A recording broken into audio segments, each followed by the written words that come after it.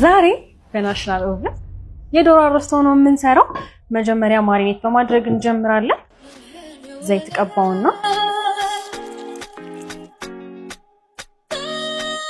ዘይታችንን እንደዚህ ከቀባን በኋላ ቅመሞቻችንን ከላይ ያደረግን በደንብ እናሻለን። ቺክናችንን እንደዚህ በደንብ ከቀባን በኋላ የግሪላችን ስቲክ ላይ እናስገባዋለን። ዶሮዎችንን ግሪል ላይ እንደዚህ ካዘጋጀን በኋላ በምን ያህል ቴምፕሬቸር እና በምን ያህል ሰዓት እንደምናበስለው ነግራችኋለሁ።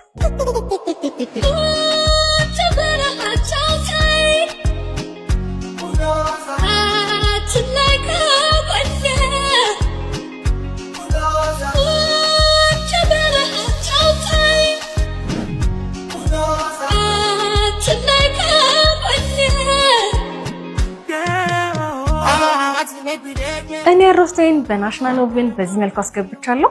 እርሶም በቤቶ በናሽናል ያብስሉ።